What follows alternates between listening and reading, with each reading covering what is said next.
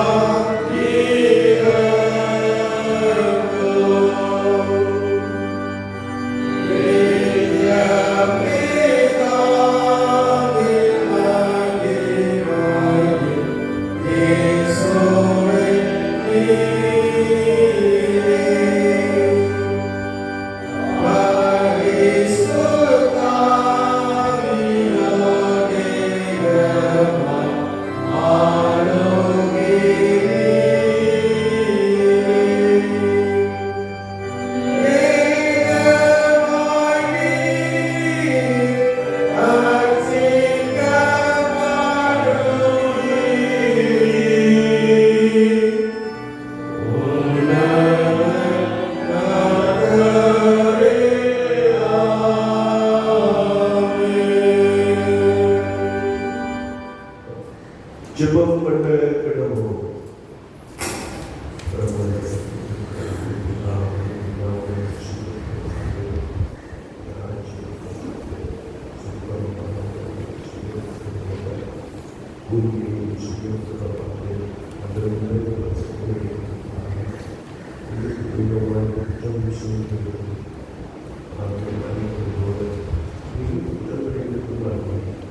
Gracias. எல்லா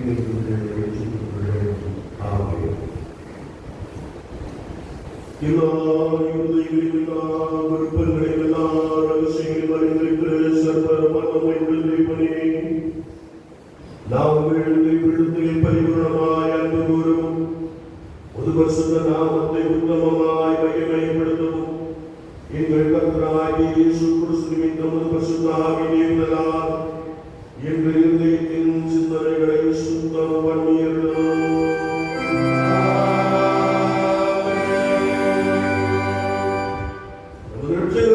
கிறிஸ்து திருமணம் சொல்லிய வார்த்தைகளாவது நம்முடைய தேவனாகிய கர்த்தர் ஒருவரே கர்த்தர். தேவனாகிய கர்த்தரிடத்தில் உன்னுடைய இதயத்தோடும் உன்னுடைய ஆத்மாவோடும் உன்னுடைய மனதோடும் உன்னுடைய பலத்தோடும் அன்பு கூறுவாயாக என்பதே பிரதான கற்பனை. இதற்கு ஒப்பாய் இருக்கிற இரண்டாம் கற்பனை என்னவென்றால், உன்னிடத்தில் நீ அன்பு கூறுவது போல் என்னிடத்திலும் அன்பு கூறுவாயாக என்பதே. இவைகளிலும் பெரிய கற்பனை இரண்டுமில்லை என்றார்.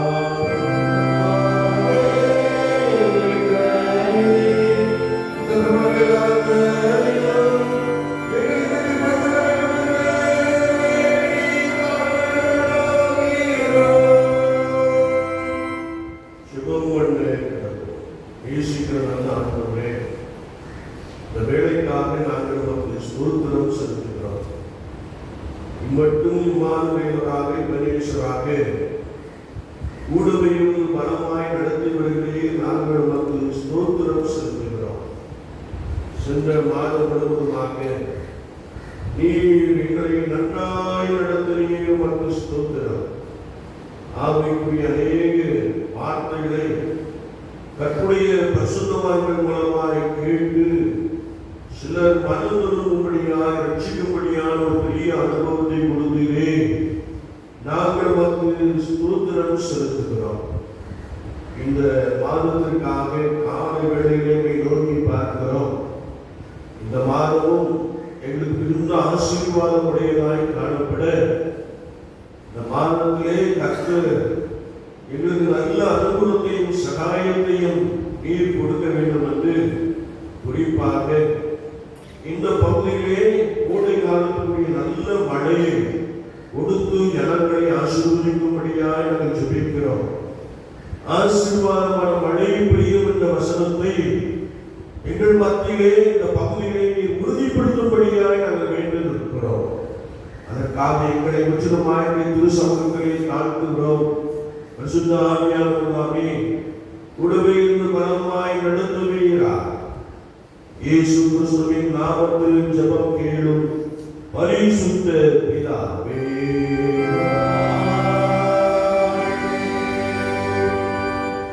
பரிசுத்த சுவிசேஷமாய்க்காக நாம் யாவரும் நினைப்போம். பரிசுத்த லூக்கா எழுதின சுவிசேஷம் 24ஆம் அதிகாரம் 13ஆம் வசனம் முதல் அடங்கி இருக்கிறது.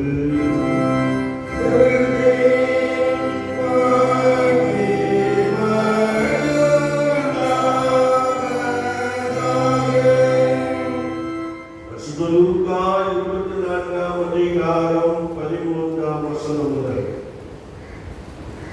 அன்றைய தினமே அவர்கள் 2 பேர் எருசலேமுக்கு 7 அல்லது 8 மைல் தூரமான எம்மாவு என்னும் கிராமத்திற்கு போனார்கள். போகையில் இந்த வர்த்தமானங்கள் யாவையும் குறித்து அவர்கள் ஒருவரோடொருவர் பேசிக் கொண்டார்கள். இப்படி அவர்கள் பேசி சம்பாஷித்துக் கொண்டிருக்கையில் இயேசு தாமே சேர்ந்து அவர்களுடனே கூட நடந்து போனார். ஆனாலும் அவரை அறியாதபடிக்கு அவருடைய கண்கள் மறைக்கப்பட்டு வந்தது. அப்பொழுது அவர் அவர்களை நோக்கி, நீங்கள் துக்கமுகம் உள்ளவர்களாய் வழிநடந்து ஒருவருக்கொருவர் சொல்லிக் கொள்கிற காரியங்கள் என்னவென்று கேட்டார். அவர்களில் ஒருவனாகிய கிளேயோப்பா என்பவன் பிரதியுத்தரமாக, இந்நாட்களிலே எருசலேமிலே நடந்தவர்களை அறியாதபடிக்கு நீர் அந்நியராய் இருக்கிறீரோ என்றார். அவர் எவைகள் என்றார். அதற்கு அவர்கள் நசரேயனாகிய இயேசுவை குறித்தவைகளே, அவர் தேவனுக்கு முன்பாகவும் ஜனங்கள் எல்லாருக்கும் முன்பாகவும் செய்கையிலும் வாக்கிலும் மற்றவர்களுடைய தீர்க்கதரிசியாய் இருந்தார். நம்முடைய பிரதான ஆசாரியரும் அதிகாரிகளும் அவரை மரண ஆக்கினைக்குட்படுத்தி சிலுவையில் அறைந்தார்கள். அவரே இஸ்ரவேலை மீட்டி ரட்சிப்பவர் என்று நாங்கள் நம்பியிருந்தோம். இவைகள் சம்பவித்து இன்று 3 நாள் ஆகிறது.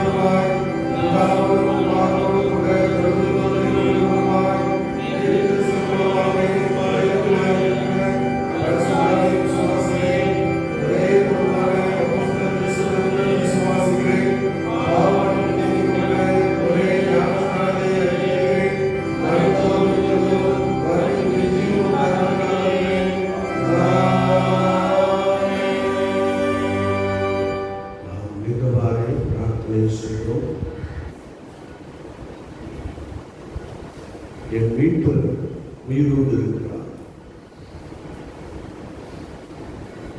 ஆண்டவருக்குள்ளே புதிய காரியத்தை செய்யும்படியாய் நம்முடைய கிருபையையும் ஆசீர்வாதத்தையும் அளவில்லாமல் உங்களுக்கு கொடுக்கும்படியாய் யோபு பக்தன் சொல்லுகிறார், என் மீட்பர் உயிரோடு இருக்கிறார். அந்த நம்பிக்கையிலே நாம் கர்த்தருடைய சமூகத்திற்குள்ளே கடந்து கொண்டிருக்கிறோம். ஆண்டவர் தாமே இந்த மாதத்திலும் நம்மோடு இருந்து பலமாய் வழிநடத்தும்படியா உயிரோடு கூட இருக்கிற மீட்பரை எப்பொழுதும் தரிசிக்கிறவர்களா, எப்பொழுதும் காண்கிறவர்களா, எப்பொழுதும் கிறிஸ்து இயேசுவின் மேல் நம்பிக்கை உள்ளவர்களா நாம் அவரை நோக்கி பார்ப்போம். அவர் உங்களிலே புதிய கிருபையை, ஒரு புதிய ஆசீர்வாதத்தை நிறைவாய் உண்டாக்க போதுமானவராக இருக்கிறார். என் மீட்பருயிரோ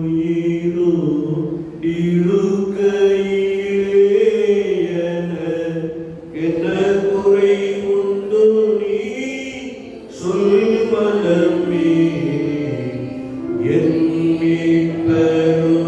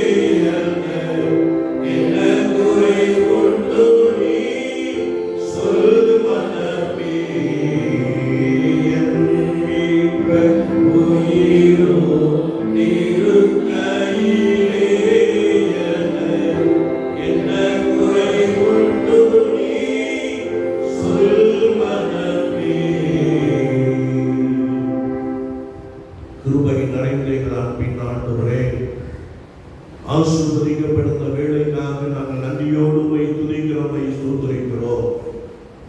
இதோ உம்முடைய ஜனங்கள் உம்மை பார்த்து எப்பொழுதும் என் மீட்பர் உயிரோடு இருக்கிறார், அவர் எனக்காக யாவையும் செய்து முடிப்பார் என்ற நம்பிக்கையில் ஒவ்வொரு நாளும் பலப்பட பரிசுத்த ஆவியானவர் உதவி செய்யும்படியாய் நாங்கள் வேண்டி நிற்கிறோம். அதற்காக எங்களை முற்றிலுமாய் எங்கள் சமூகத்திலே அர்ப்பணிக்கிறோம். வார்த்தையை ஒரு விசை ஜனங்களுக்குள்ளே அனுப்புவீராக. வார்த்தைகளை கேட்கிற யாவரும் உண்மையிலே பலன் கொள்கிற அனுபவத்தால் நிரப்பப்பட கர்த்தர் அதிகமாய் உதவி செய்யும்படியாய் வேண்டுகிறோம். இயேசு கிறிஸ்துவின் நாமத்தில் ஜெபம் கேளும் பரிசுத்த பிதாவே, ஆமென். நாம் யாவரும் அமர்ந்து கொள்வோம். கர்த்தரும் இரட்சகருமாகிய இயேசு கிறிஸ்துவின் நாமத்தினாலே இந்த ஏப்ரல் மாதத்தின் முதல் நாள் காலை வேளையிலே உங்களை அன்போடு கூட வாழ்த்துகிறேன். உங்களுக்கு கிருபையும் தேவ சமாதானமும் உண்டாவதாக. ஆமென். அல்லேலூயா, அல்லேலூயா. கர்த்தருடைய வார்த்தையை நாம் எடுத்து வாசிப்போம்.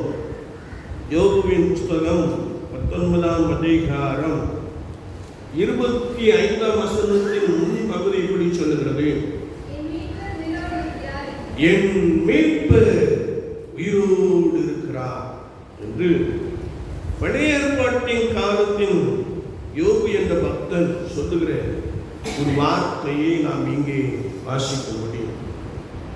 யோபு செல்வச்சீமானாய் வாழ்ந்து வந்தான் என்று நாம் பரிசுத்த வேதாகமத்தின் ஒத்தாசையோடு விட நாம் அறிந்து கொள்ள முடியும்.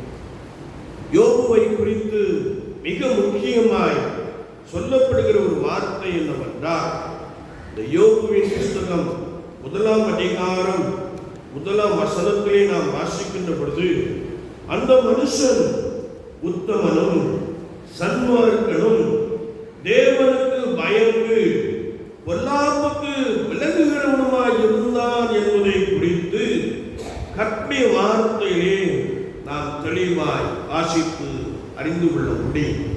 தேவனுக்கு பயந்து வாழ்கின்ற ஒரு மனிதர், ஒருவேளை தேவனுக்கு பயந்து பொருளாங்காய் தோன்றுகின்ற எல்லாவற்றையும் விட்டு விலகி இருக்கிற ஒரு மனிதர், வாழ்க்கையிலே ஆண்டவரை மாத்திரம் பிரியப்படுத்துகிற ஒரு பெரிய அனுபவத்தை கொண்டிருந்த இந்த யோபு என்ற பக்தனுடைய வாழ்க்கையை நாம் பார்க்கின்ற பொழுது, அவன் தன் பிள்ளைகள் பாவம் செய்துவிடக் கூடாது என்பதற்காக கர்த்தருக்கென்று பலியை செலுத்திக் கொண்டே இருந்த ஒரு மனிதன் என்பதை குறித்து பரிசுத்த வேதாகமம் நமக்கு தெளிவாய் கற்றுக் கொடுக்கிறது. அவன் செல்வச்சீமானாய் வாழ்ந்து கொண்டிருந்த அந்த காலத்திலே திடீரென்று அவன் எல்லாவற்றையும் இழந்து விடுகிற ஒரு நிகழ்வை நாம் பார்க்க முடியும். ஒவ்வொருவராய் கடந்து வந்து துர்ச்செய்தியை அறிவிக்கிற காட்சியை குறித்து நாம் இந்த பரிசுத்த வேதாகமத்திலே தெளிவாய் வாசித்து அறிகிறோம். ஆனால் இப்படிப்பட்ட எல்லா நிகழ்வுகளிலும் யோபு தேவனுக்கு விரோதமாய் ஒரு வார்த்தையும் பேசவில்லை என்று வசனம் நமக்கு ஆழமாய் கற்றுக் கொடுக்கிறது. அப்படி என்றால் யோபு தன்னுடைய வாழ்க்கையிலே எல்லாவற்றையும் இழந்து போனாலும் கர்த்தருடைய வார்த்தையை நாம் வாசிக்கின்ற போது யோபு என்ற பக்தன் சொல்லுகிறார். யோபுவின் புஸ்தகம் 13ஆம் அதிகாரம் 15ஆம் வசனத்திலே நாம் வாசிக்கின்ற பொழுது, அவர் என்னை கொண்டு போட்டாலும் நான் அவர் மேல் நம்பிக்கையாயிருப்பேன் என்று சொல்லுகிற ஒரு வசனத்தை நாம் வேதத்திலே தெளிவாய் வாசிக்க முடியும். ஆமென். அல்லேலூயா. அவன் இன்னும் ஆண்டவரை பார்த்து சொல்லுகின்ற ஒரு வார்த்தை என்னவென்றால், ஆண்டவரே, நான் உம்மீது நம்பிக்கையாயிருப்பேன் என்று சொல்லுகிறார். ஒருவேளை தன்னுடைய மனைவி ஒருவேளை தன்னுடைய நிலைப்பாட்டிற்கு விரோதமாய் பேசினாலும் அவன் அவளை பார்த்து சொல்லுகின்ற ஒரு வார்த்தை, கர்த்தர் நமக்கு தொடரான நன்மையை கொடுத்திருந்தார். ஸ்தோத்திரம் செலுத்த வேண்டியதானே என்று சொல்லுகிற ஒரு வசனத்தையும் நாம் தெளிவாய் வாசிக்க முடியும். அநேக இழப்பிற்கு மத்தியிலும் யோபு சொல்லுகின்ற ஒரு வார்த்தை, என் துக்கம் சொல்லி முடியாது என்று சொல்லுகிறார். ஆனால் அப்படிப்பட்ட சூழ்நிலையிலே இந்த யோபு விசுவாச அறிக்கை செய்கிற ஒரு வார்த்தை என்னவென்றால், என் மீட்பர் உயிரோடு இருக்கிறார், அவர் என்னை இன்னும் நடத்துவார், அவர் என்னை இன்னும் பலப்படுத்துவார், என்னுடைய சரீரத்திலே காணப்படுகிற பலவீனங்களை அவர் நீக்கி போடுவார் என்ற நம்பிக்கையோடு யோபு என்ற பக்தன் சொல்லுகிறார், என் மீட்பர் உயிரோடு இருக்கிறார் என்று சொல்லுகிறார். அல்லேலூயா. என்னை கேட்டுக் கொண்டிருக்கிற என் அன்பு சகோதரனே சகோதரியே, ஒருவேளை நீ சோதனை என்னும் பாதையிலே நடந்து கொண்டிருக்கலாம். நான் கர்த்தருக்கு முன்பதாக நன்றாய் இருக்கிறேனே, என்னுடைய வாழ்க்கையின் அனுபவத்திலே நான் கர்த்தரை பிரியப்படுத்துகிற ஒரு நபராய் காணப்படுகிறேனே, எனக்கு ஏன் இந்த சோதனை என்று சொல்லி நீ ஒருவேளை அடிக்கடி எண்ணுகின்ற ஒரு நபராய் காணப்படலாம். நீ சொல்ல வேண்டிய ஒரே ஒரு வார்த்தை, என் மீட்பர் உயிரோடு இருக்கிறார். அல்லேலூயா. எப்பொழுது ஒரு கர்த்தருடைய ஜனம், கர்த்தருடைய விசுவாசிகள் கர்த்தராகிய ஆண்டவரை பார்த்து விசுவாசிக்கிற அறிக்கையை அவர் சொல்லுகிறவராக காணப்படுகிறார்களோ, ஆண்டவர் அந்த வார்த்தையை என்ன செய்கிறாரா? கனப்படுத்துகிறவராக இருக்கிறார். சொல்லுகிறார், என் துக்கம் சொல்லி முடியாது. ஆனால் ஆண்டவரை நாம் நம்பி வாழ்கின்ற பொழுது, அவரே நோக்கி பார்க்கின்ற பொழுது, என் மீட்பர் உயிரோடு இருக்கிறார், அவர் என்னை இன்னும் நடத்துவார் என்று சொல்லி நீங்கள் எண்ணுகின்ற பொழுது, அப்படிப்பட்ட ஒரு விசுவாச அறிக்கையை செய்கின்ற பொழுது, அவர் உங்கள் துக்கத்தை சந்தோஷமாய் மாற்ற போதுமானவராக இருக்கிறார். அல்லேலூயா. அல்லேலூயா. என்னை கேட்டுக் கொண்டிருக்கிற என் அன்பு சகோதரனே சகோதரியே, நாம் வாசிக்க கேட்ட பரிசுத்த லூக்கா எழுதின சுவிசேஷம் 24ஆம் அதிகாரத்தை நாம் திருப்பிக் கொள்ளுகின்ற பொழுது, அங்கே ஆண்டவராகிய இயேசு கிறிஸ்து சிலுவையில் அடிக்கப்பட்டு 3 நாட்கள் ஆனபோது, அங்கே எம்மாவூர் சீஷர்கள் வழிநடுகவே அவர்கள் இயேசுவுக்கு சம்பவித்தவைகளை சம்பாஷித்துக் கொண்டு நடந்தார்கள் என்று வேதம் சொல்லுகிறது. சுவாச வாழ்க்கையை நாம் பார்க்கின்ற பொழுது, ஆண்டவர் அவர்களோடு கூட என்ன செய்தார்? நடந்து போனார் என்று கர்த்தருடைய வார்த்தையை நாம் வாசிக்கிறோம். நீங்கள் சம்பாஷித்துக் கொண்டு இருக்கிற வார்த்தைகள் என்ன என்று அவர்களை பார்த்து கேட்ட பொழுது, நீர் அந்நியராக இருக்கிறீரோ, எருசலேமிலே நடந்த சம்பவம் உமக்கு தெரியாதோ என்று சொல்லி அவர்கள் மறுமொழி சொல்லிக் கொண்டு போகிற ஒரு காட்சியை நாம் பார்க்கிறோம். ஆண்டவர் நாம் துக்கப்படுகின்ற பொழுதெல்லாம், நாம் வேதனைப்படுகின்ற பொழுதெல்லாம், நாம் துயரப்படுகின்ற பொழுதெல்லாம் அவர் நம்முடைய வாழ்க்கையிலே நம்மோடு கூட இடைப்படுகிறார். கர்த்தருடைய வார்த்தை சொல்லுகிறது, அவர் நம்மோடு கூட என்ன செய்கிறாரா? நடந்து வருகிறார் என்று வசனம் நமக்கு ஆழமாய் கற்றுக் கொடுக்கிறது. உயிர்த்தெழுந்த இயேசு கிறிஸ்து, நான் ஒருவேளை பலவீனப்பட்ட பொழுது, ஒருவேளை நான் மிகுந்த துக்கத்தோடு கூட இருக்கின்ற பொழுது, அவர் நம்மோடு கூட நடந்து வருகிறார் என்பதை நாம் ஒருபோது என்ன செய்யக்கூடாது? மறந்து போகவே கூடாது. வேதம் நமக்கு தெளிவாய் கற்றுக் கொடுக்கிறது. ஆண்டவர் எம்மாவூர் சீஷர்களோடு கூட நடந்து சென்றார். அவர்கள் அவரை குறித்து, அவர் தேவனுக்கு முன்பாகவும் ஜனங்கள் எல்லாருக்கும் முன்பாகவும் செய்கையிலும் வாக்கிலும் வல்லமையுள்ள தீர்க்கதரிசியாக இருந்தார். அவர் இஸ்ரவேலை மீட்டி ரட்சிப்பார் என்று நாங்கள் நம்பியிருந்தோம். இவைகள் நடந்து 3 நாட்கள் ஆயிற்று என்று சொன்னார். அல்லேலூயா. அல்லேலூயா.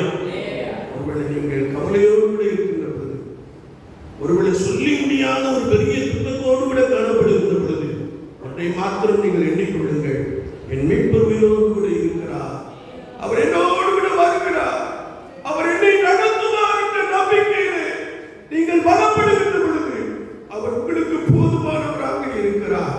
நாம் யோபின் வாழ்க்கையை பார்க்கின்ற பொழுது, ஒருவேளை அவன் இழந்து போன எல்லாவற்றையும் அவனுக்கு இரட்டிப்பாய் அவனுடைய முன்னிலைமையை காட்டிலும் பின்னிலைமையை ஆண்டவர் இரட்டத்தனையாய் ஆசீர்வதித்தார் என்று வேதம் சொல்லுகிறது. அல்லேலூயா. ஒரே ஒரு நம்பிக்கை, ஒரே ஒரு விசுவாசம், என்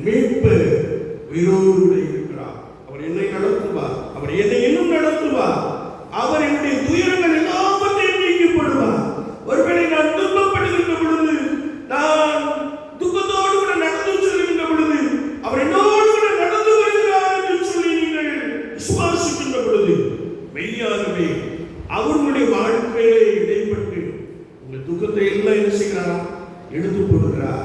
மாறாக உங்களை அவர் ஆசீர்வதிக்கிறார் என்று வசனம் நமக்கு தெளிவாய் கற்றுக் கொடுக்கிறார். இரண்டாவதாக, இயேசுவோடு கூட இருந்த சீஷர்கள் அவர்கள் எழுத்துக்கு மாறாக நடந்தபடியினாலே அவர்கள் பழைய தொழிலுக்கு என்ன செய்தார்கள்? திரும்பி விட்டார். ஒருவேளை பின்மாற்றம் என்று நாம் எண்ணிக்கொள்ள முடியும்.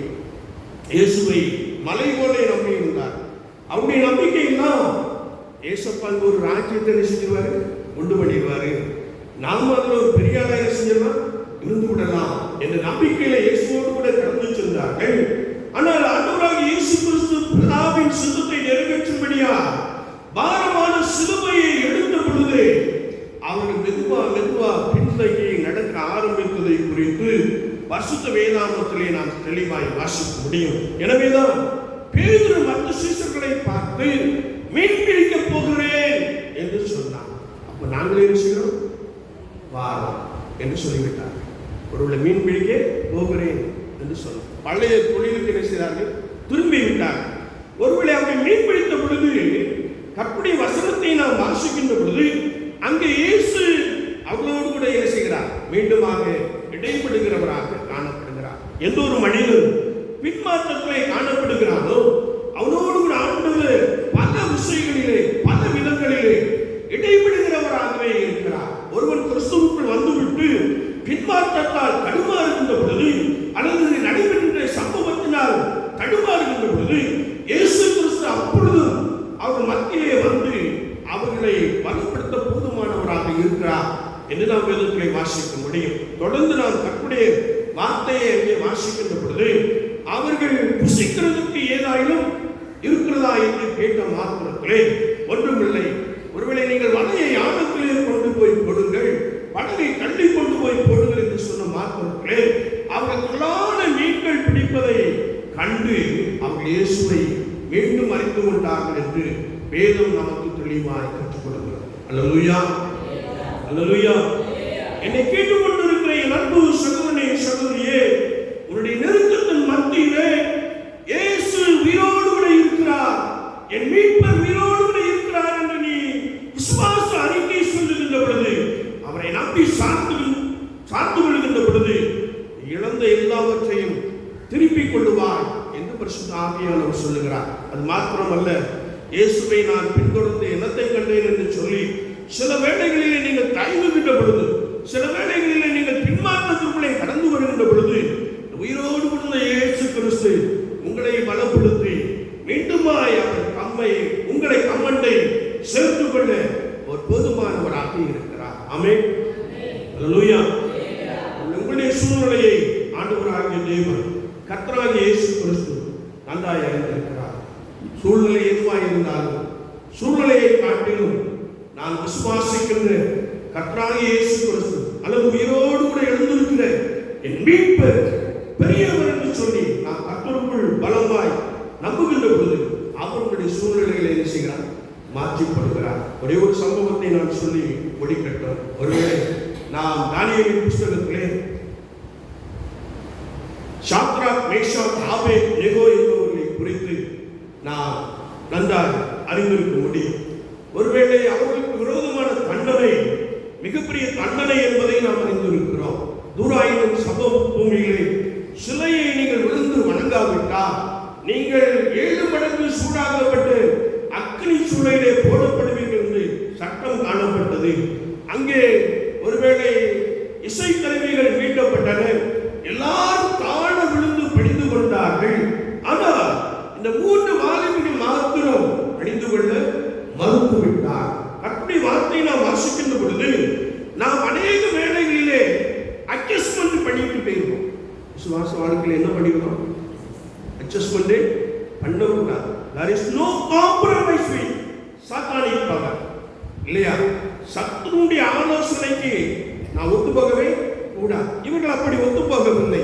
மாறாக அவர் சொன்ன ஒரு வார்த்தை, நாங்கள் ஆராதிக்கிற தேவன் எங்களை தப்புவிக்க வல்லவராக இருக்கிறார், எங்களை தப்புவிக்காமல் போனாலும் நீர் நிறுத்தின சிலையை நாங்கள் என்ன செய்ய மாட்டோம்? வணங்க மாட்டோம். ஒருவேளை அவர்கள் விசுவாசத்திலே நம்பிக்கையிலே உறுதியாக இருந்தார்கள் என்று நாம் வசனத்தை பார்க்க முடியும். நடைபெற்ற சம்பவம் என்னவென்றால், ஒருவேளை சாத்ராக் மேஷாக் ஆபேத்நேகோ என்பவர்களை தூக்கி கொண்டு போனவர்களை அக்கினியில் செய்தது பட்சித்து போட்டது. ஆனால் இவர்கள் அக்கினியின் நடுவிலே விடுதலையோடு கூட உலாவிக் கொண்டு வந்தார்கள். ஒருவேளை ராஜா அங்கு சென்று பார்த்த பொழுது, நாம் அக்கினியிலே போடப்பட்டவர்கள் 3 பேர் அல்லவா, ஆனால் இவர்கள் 4 பேராய் உலாவி வருகிறார்களே, விடுதலையோடு கூட உலாவி வருகிறார்களே என்று சொல்லி கேட்ட மாத்திரத்திலே கர்த்தருடைய வார்த்தையை நாம் வாசிக்கிறோம். 4ஆம் ஆளின் சாயல் தேவபுத்திரனுக்கு ஒப்பாயிருக்கிறது என்ற ஒரு வசனத்தை நாம் வாசிக்க முடியும். ஆமென். அல்லேலூயா. நெருக்கத்தின் மத்தியிலும் இயேசு உங்களோடு கூட இருக்கிறார். வசனம் என்ன சொல்கிறது என்றால், அவர்கள் கர்த்தரை நம்பி தங்கள் சரீரங்களை ஒப்பு கொடுத்தபடியினாலே ஆண்டவர் அவர் மத்தியிலே 4ஆம் ஆளாக அல்லது பரிசுத்த ஆவியானவர் மத்தியிலே உலாவி வருகிறவராக காணப்பட்டார். வேதம் சொல்கிறது, அவங்க முடிவுட என்ன செய்ய கருகவில்லை. என்னை கேட்டுக்கொண்டிருக்கிற என் அன்பு சகோதரனே சகோதரியே, நீ ஒருவேளை மிகவும் நெருக்கப்படுகின்ற ஒரு சூழ்நிலையை காணப்படலாம். ஆனால் நீ நெருக்கப்படுகின்ற பொழுதும் நீ கர்த்தரை நம்பி என் மீட்பர் உயிரோடு இருக்கிறார் என்று சொல்லுகின்ற பொழுது, அவர் உன் மத்தியிலே, உன் குடும்பத்தின் மத்தியிலே உலாவி வருகிறவராக இருக்கிறார். அல்லேலூயா. எத்தனை பேர் சொல்ல போறீங்க, என் மீட்பர் உயிரோடு இருக்கிறார் என்று நாம் விசுவாசத்தோடு கூட அறிக்கை செய்கின்ற பொழுது ஆண்டவர் பெரிய காரியங்களை செய்வார். குறிப்பாக நம்முடைய தேசம் மிகப்பெரிய நெருக்கடியிலே என்ன செய்கிறது, காணப்படுகிறது. அநேக சம்பவங்களை சொல்லிக் கொண்டே இருக்கிறார். ஒருவேளை இன்றைக்கு தேசத்திலே சுவிசேஷத்தை அறிவிப்பதிலே ஒரு பெரிய நெருக்கடி காணப்படுகிறது.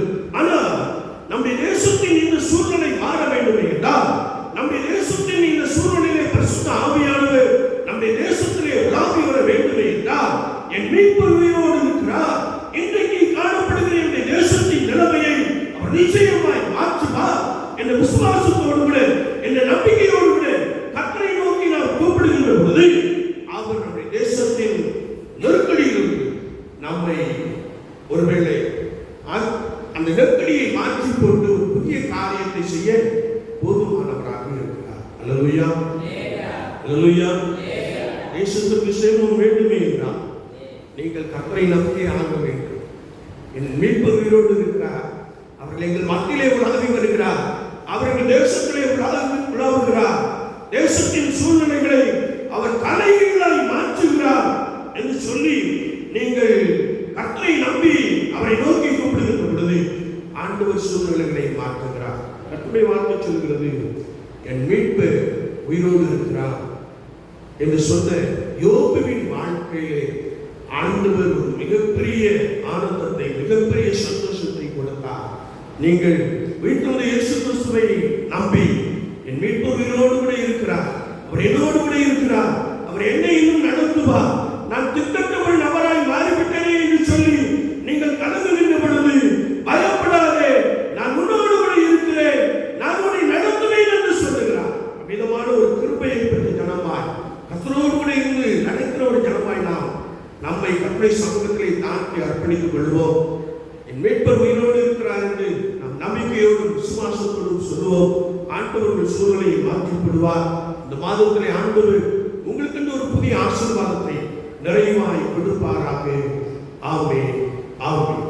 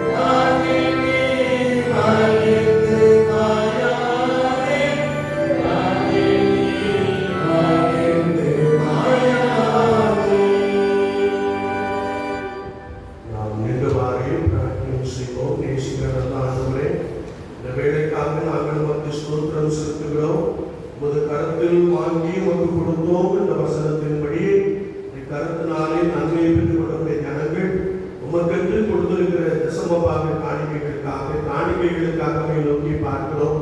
உற்சாகமாய் உமக்கென்று கொடுக்கிறார்கள். ஆண்டவருடைய இரண்டத்தனையான ஆசீர்வாதங்களினாலே நிரப்பும்படியாக இந்த சமூகத்தில் வேண்டும் இருக்கிறோம்.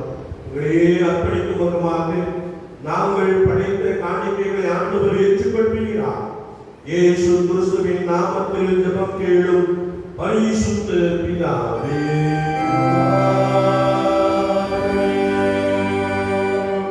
உங்கள் பாவம் நிமித்தம் முழு இருதயத்தோடே உண்மையாய் மனஸ்தாபப்பட்டு பிறரிடத்தில் அன்பும் சிறையுமாய் இருந்து இனி தேவனுடைய கற்பனைகளை கைக்கொண்டு புதிதாக்கப்பட்டவர்களாய் அவருடைய பரிசுத்தமாக்கப்பட்ட போவென்று தீர்மானிக்கும் நீங்கள் விசுவாசத்தோடு சேர்ந்து உங்களுக்காக உண்டாக இந்த பரிசுத்த சாதனம் ஒன்றை வாங்கிக் கொள்ளுங்கள். அதற்காக பணிவாய் உலகால் பணியிட்டு சர்வ வல்லமையுள்ள தேவனை நோக்கி உங்கள் பாவங்களை மனத்தாழ்மையாய் அறிக்கையிடுங்கள். ஜெபம் பண்ண கிடவோம். சர்வ வல்லமையுள்ள தேவனே, எங்கள் கர்த்தராகிய இயேசு கிறிஸ்துவின் பிதாவே, சகலத்தையும் சிருஷ்டித்தவரே, சகல மனிதருக்கும் நியாயாதிபதியே,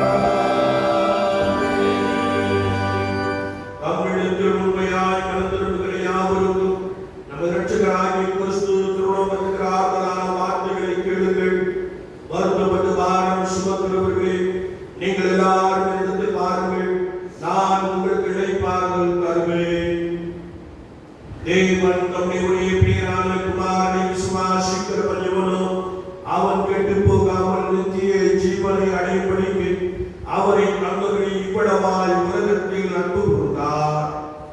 பரிசுத்த பவுல் சொல்லியிருக்கிறதை கேளுங்கள். பாவிகளை ரட்சிக்க கிறிஸ்து இயேசு உலகத்தில் வந்தார் என்கிற வார்த்தை உண்மையும் எல்லா அங்கீகரிப்புக்கும் பாத்திரமும் ஆனது. பரிசுத்த யோவான் சொல்லியிருக்கிறதை கேளுங்கள். ஒருவன் பாவம் செய்வாயானால் நீதிபரராயிருக்கிற இயேசு கிறிஸ்து நமக்காக பிதாவிடத்தில் பரிந்து பேசுகிறவராயிருக்கிறார். நம்முடைய பாவங்களை நிவர்த்தி செய்கிற கிருபாதார பலி அவரே. உங்கள் இருதயத்தை உயர்த்துங்கள்.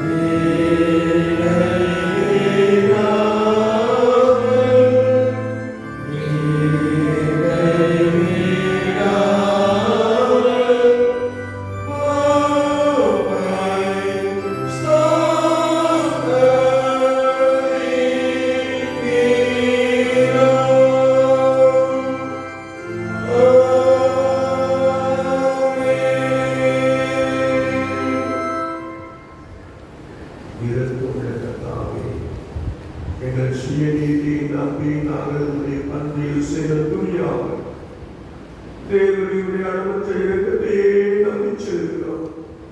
விலையேசியின் கீழ்ப்படும் துணிக்கைகளை பொறுக்கிக் கொள்ள நாங்கள் பாத்திரர்கள். ஆனாலும் தேவன் எப்பொழுதும் இரக்கம் செய்கிற லட்சுமியை மாறாத ஆண்டவராய் இருக்கிறேன். ஆகையால் கிருபையுள்ள கர்த்தாவே, உதாரணமான குமாரனாகிய இயேசு கிறிஸ்துவின் விலைமதியான சரீரத்தால் இரத்தத்தால் எங்கள் பாவமுள்ள சரீரமும் ஆத்துமாவும் சுத்தமாகி எப்பொழுதும் நாங்கள் அவருக்குள்ளும் அவர் எங்களுக்குள்ளும் வாசமாய் இருக்கும்படி ஏற்றவிதமாய் அப்படி சரத்தை புசித்து வேறொன்றை பாரப்பட எங்களுக்கு கிருபை செய்கிறோம். சர்வவல்லமையுள்ள தேவனே, எங்கள் பரமபிதாவே, தேவரீர் உருக்கமாய் இறங்கி தேவரே குமாரனாகிய இயேசு கிறிஸ்து சிலுவையில் மரணமடைந்து எங்களை மீட்டுக் கொள்ளும்படி அவரை தந்தீரே. அவர் சிலுவையிலே நம்மை நாமே அவரையாக ஒப்புக்கொடுத்து சர்வலோகத்தின் பாவங்களை நிவர்த்தி செய்வதற்கு நிறைவும் பூரணமும் போதுமான பலியும் காணிக்கையும் பரிகாரத்தையும் சேர்த்திருப்பதாமல் தமது அருமையான மரணத்தை என்றைக்கும் நினைப்பூட்டும் ஞாபகத்தை நியமித்து தாம் திரும்பவர் மனம் நாங்கள் அதை அனுசரித்து வரும்படி தமது வருஷத்தில் சுவிசேஷத்தில் கட்டளையிட்டிருக்கிறாரே. இதற்குள்ள பிதாவே, எங்கள் ஜெபத்தை கேட்டபடி மதுக்குமாரனும் இரட்சகருமாகிய இயேசு கிறிஸ்து கட்டளையிட்ட பரிசுத்த நியமத்தின்படி நாங்கள் அவருடைய பாடுகளின் மரணத்தை நினைவுகூர்ந்து உமது சிருஷ்டி பதார்த்தங்களாகிய அப்பத்தையும் திராட்சரசத்தையும் பெற்றுக்கொள்ளும்போது அவருடைய பரிசுத்தமுள்ள சரீரத்திலும் இரத்தத்திலும் பங்குடன் அப்படி கிருபை செய்ய வேண்டும் என்று மிகுந்த தாழ்மையோடு வேண்டிக் கொள்கிறோம். அவர்தான் காட்டி கொடுக்கப்பட்ட ராத்திரியிலே அப்பத்தை எடுத்து ஸ்தோத்திரம் பண்ணி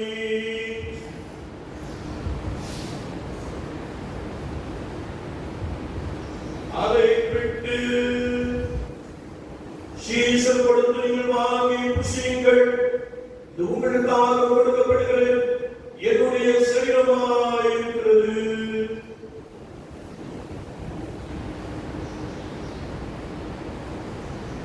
என்னை நினைவுகூரும்படி செய்யுங்கள் என்றார். அப்படியே நாம் போஜனம் பண்ணின பின்பு அவர் பாத்திரத்தை எடுத்து ஸ்தோத்திரம் பண்ணி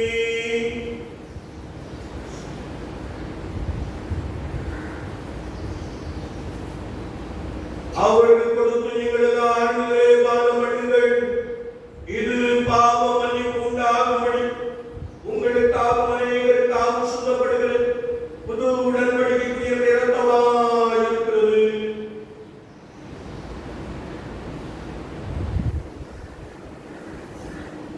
இதை பானம் பண்ணும் பொழுதெல்லாம் என்னை நினைவுகூர்ந்து செய்யுங்கள் என்று திருக்குறள் பற்றினார்.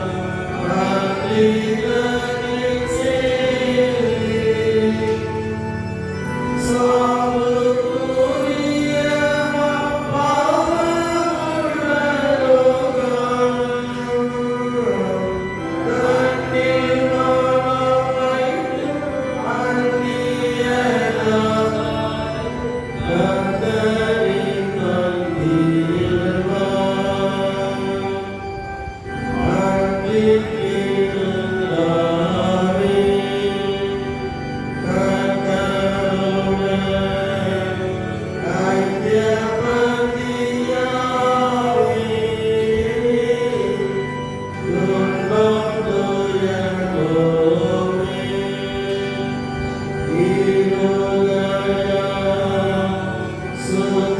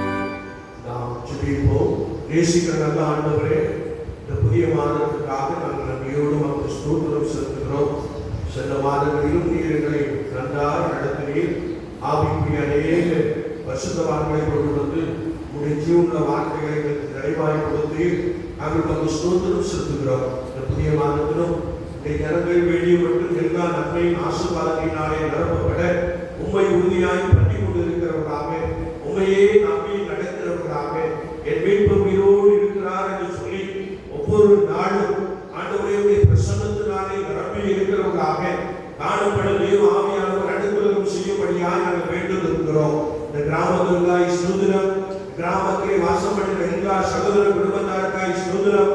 கர்த்தர் யாவரையும் பலப்படுத்தி ஆசீர்வதிப்பீராக. இந்த மாதத்திலும் கர்த்தருடைய ஆசீர்வாதம் ஒவ்வொரு ஜனங்கள் மீதும் பலமாய் இறங்கட்டும். இம்மாதத்திலே வந்திருக்கிறவர்களுக்காய் ஸ்தோத்திரம். இவர்களை பலப்படுத்தும், இவர்களை உச்சிதமான நன்மைகளினாலே நிரப்பியர்கள். ஆண்டவரே, சூழ்நிலை எதுவாயிருந்தாலும் என் மீட்பர் உயிரோடு இருக்கிறார் என்று சொல்லி நாமத்தை நம்பி பலப்பட, நாமத்தினாலே ஆரோக்கியத்தையும் சுகத்தையும் பெற்றுக்கொள்ள, நாமத்தினாலே ஆண்டவரே ஆசீர்வாதங்களை சொந்தத்து கொள்ள கர்த்தர் எங்களுக்கு அதிகமாய் உதவி செய்வீரார். ஆண்டவரே, யோபு என்ற பக்தன் உம்மை நோக்கி என் மீட்பர் உயிரோடு இருக்கிறார் என்று நம்பிக்கையோடு விசுவாசத்தோடு உம்மை நோக்கி சொன்ன வார்த்தை நிமித்தமா ஆண்டவரே, நீர் அவருடைய துக்கத்தை மாற்றி போட்டு நன்மைகளினாலே நிரப்பினீர் என்று ஸ்தோத்திரம். அப்படியே ஜனங்களும் உம்மை விசுவாசித்து நடக்க ஆண்டவரே, ஒவ்வொரு நாளும் பிரசன்னத்திற்குள்ளே பலமாய் நிரம்பி இருக்க ஆண்டவரே, சூழ்நிலையை ஜெயமாய் மாற்றிக்கொள்ள ஆண்டவர் அதிகமாய் உதவி செய்கிறீர். நாங்கள் வந்து ஸ்தோத்திரம் செலுத்துகிறோம். வந்திருக்கிற எல்லாருமே கருத்தை அர்ப்பணிக்கிறோம். இவர்களுக்காக வானம் திறந்திருக்கட்டும், இடப்படாமல் போக மட்டுமான ஆசீர்வாதங்கள் இவர்கள் மீதும் இவர்கள் சந்தானத்தின் மீதும் பலமாய் இறங்கட்டும். சகல நன்மையினாலும் இவர்களை நிரப்புகிறார். இயேசு கிறிஸ்துவின் நாமத்தில் ஜெபம் கேளும் பரிசுத்த பிதாவே. எல்லா புத்திக்கும் மேலான தேவ சமாதானம் உங்களோடே இருந்து நீங்கள் தேவனை உம்முடைய குமாரனாகிய நம்முடைய ஆண்டவர் இயேசு கிறிஸ்துவின் பற்றி அறிவிலும் அன்பிலும் நிலைத்திருக்கும்படி உங்கள் இருதயத்தையும் சிந்தையும் காக்க கடவுள். பிதா குமாரன் பரிசுத்தாவியுமாகிய சர்வ வல்லமை பொருந்திய தேவனுடைய ஆசீர்வாதம் உங்களுக்குள்ளே இருந்து எப்பொழுதும் உங்களோடே நிலைத்திருக்க கடவுள்.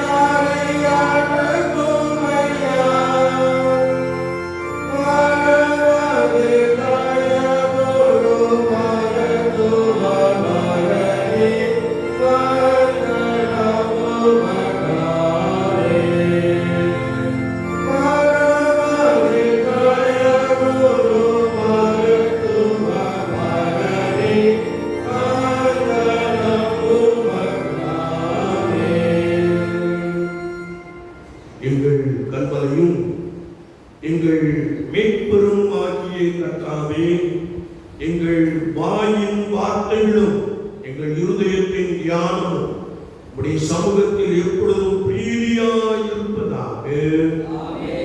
கர்த்தர் உங்களோடு இருப்பாராக. தேவ சமாதானத்தோடே போக கடவோம்.